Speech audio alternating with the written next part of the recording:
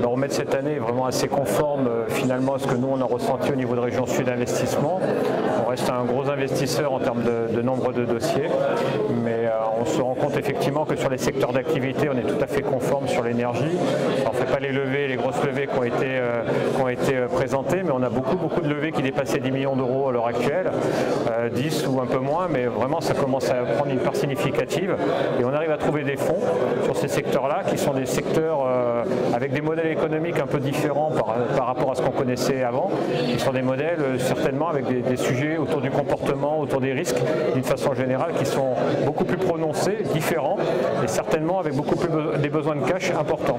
Donc quand on dit besoin de cash important, on va le retrouver dans nos levées de fonds puisqu'on a des levées où le ticket moyen est de plus en plus important et donc on se retrouve à avoir effectivement des entreprises qui grossissent relativement vite et beaucoup de sociétés industrielles puisque c'était le troisième segment, ces sociétés industrielles qui ne sont pas des sociétés qui sont dans le secteur de l'énergie ou dans le secteur de l'environnement mais qui font d'énormes efforts aujourd'hui au niveau transition environnementale ou transition énergétique et donc qui font des très grosses levées aussi et qui passent sur des stades pré-industriels relativement rapidement. Ce qui nous permet effectivement de les voir grossir depuis des germes qu'on voit sur le territoire, on les voit grossir de la start-up à des petites sociétés assez rapidement avec des effectifs de plus en plus importants.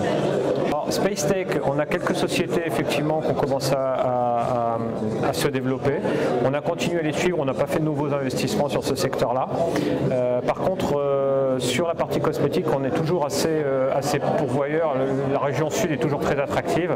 Donc on est après sur des secteurs très réseau court, réseau bio, vegan dans certains cas de figure. Et on a de plus en plus de projets effectivement sur cette thématique-là. C'est une thématique effectivement où l'écosystème étant très présent sur le territoire, les sociétés accélèrent très rapidement. Donc le besoin de cash est important, mais on arrive à trouver de l'argent parce que l'écosystème répond et chaque investisseur sait que ces sociétés vont non seulement germer mais se développer assez rapidement. Il y a différents types de projets, on en a plusieurs, hein. J'ai parlé de plusieurs entreprises, on a plusieurs entreprises effectivement dans la microélectronique sur des secteurs relativement innovants et très industriels. Donc on a eu pendant des années beaucoup de sociétés de services qui étaient autour des grands donneurs d'ordre ici, ST Micro, Atmel, etc. Là c'est vraiment des sociétés qui ont développé leur propre technologie, qui sont déjà internationales et reconnues internationalement, donc qui travaillent déjà, qui ont un lien avec l'international relativement fort sur des technologies de rupture. Donc ça c'est quand même relativement nouveau, et j'en parlais tout à l'heure, très green entre guillemets, puisque maintenant pour pouvoir construire la moindre usine, il faut avoir des critères relativement propres, et finalement comme c'est un peu la nature et la culture de ces chefs d'entreprise, ça va plutôt bien. Donc on arrive à pallier un peu les deux, ce qui montre quand même qu'on est capable de réussir effectivement à recycler une industrie ou à la faire évoluer vers des choses beaucoup plus vertueuses sur le plan environnemental. Aujourd'hui, là où on a changé, c'est pas tellement au niveau de l'équipe ni au niveau de l'organisation. Là, pour le coup, elle est restée celle qu'on a depuis 2-3 ans, c'est-à-dire un peu comme une société de gestion classique avec un pôle qui est plutôt un pôle qui mesure le risque.